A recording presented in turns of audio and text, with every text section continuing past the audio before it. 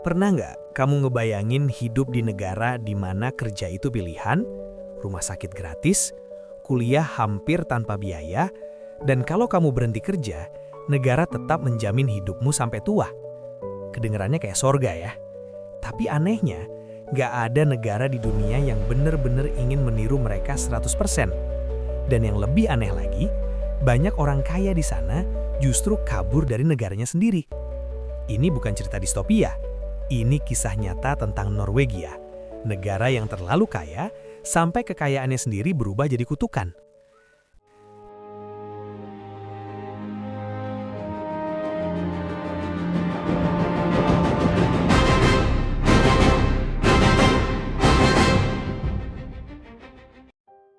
Kalau kita bicara soal negara ideal, nama Norwegia hampir selalu muncul di daftar teratas. Negara paling bahagia, standar hidup tertinggi, sistem sosial terbaik di dunia. Tapi hari ini, kita nggak cuma mau bahas betapa enaknya hidup di Norwegia. Kita mau lihat sisi yang jarang dibicarakan. Apa yang terjadi ketika sebuah negara terlalu sukses, ketika risiko hidup hampir dihapus sepenuhnya, dan perjuangan perlahan kehilangan makna. Inilah cerita tentang kutukan kekayaan yang diam-diam menggerogoti salah satu negara paling makmur di dunia. Secara geografis, Norwegia sebenarnya bukan negara yang ditakdirkan untuk kaya. Wilayahnya luas, sekitar 385.000 km persegi, tapi penduduknya cuma sekitar 5,5 juta orang.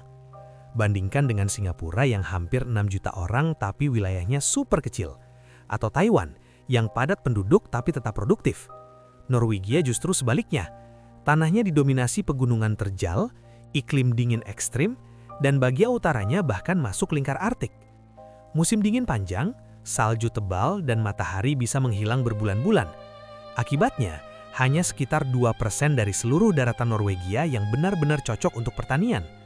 Itu angka yang sangat kecil, hampir setara dengan negara-negara yang dikenal miskin sumber daya. Secara logika alam, Norwegia seharusnya jadi negara biasa saja, atau bahkan miskin. Tapi sejarah punya rencana lain. Akhir 1960-an. Laut Utara. Sebuah perusahaan minyak hampir menyerah. Pengeboran gagal berkali-kali. Biaya membengkak, harapan nyaris habis. Lalu mereka mengambil satu keputusan terakhir. Satu sumur tambahan. Dan disitulah segalanya berubah.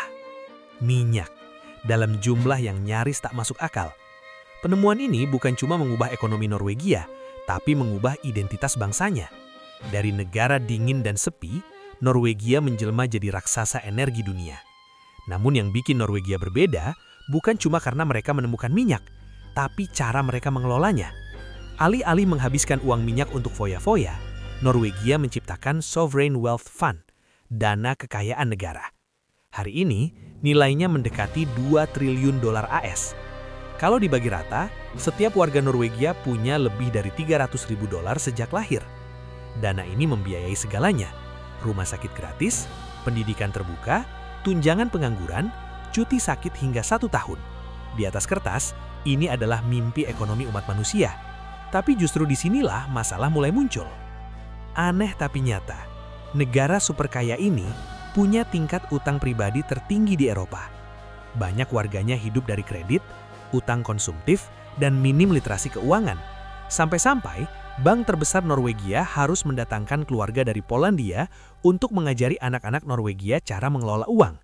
Bayangkan ironi ini, negara yang berenang di lautan minyak, tapi rakyatnya kesulitan mengatur keuangan pribadi. Bukan karena miskin, tapi karena terlalu nyaman. Beberapa penulis menyebutnya begini, Norwegia kehilangan ambisi karena dana minyak. Dan ini bukan cuma teori. Tahun 2022, terjadi eksodus besar-besaran orang super kaya.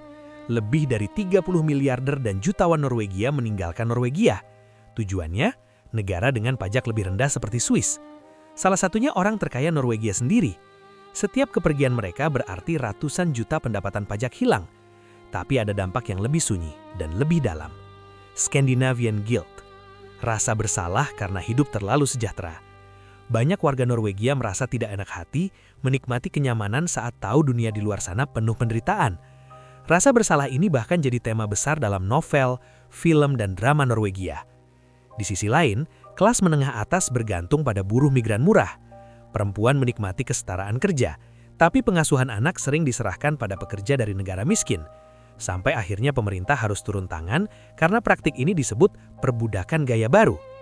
Bahkan industri salmon Norwegia yang terkenal pun dikritik karena mengorbankan ketahanan pangan Afrika Barat untuk memenuhi pasar global. Ironisnya, Norwegia juga salah satu donatur kemanusiaan terbesar di dunia. Satu tangan memberi bantuan, tangan lain menikmati keuntungan konflik global. Meski penuh kontradiksi, satu hal tak bisa disangkal. Jaring pengaman sosial Norwegia sangat kuat. Hampir tak ada yang jatuh ke jurang kemiskinan. Hidup terasa aman, risiko nyaris hilang. Tapi justru disitulah pertanyaan besarnya muncul. Kalau hidup sudah terlalu aman, untuk apa kita berjuang?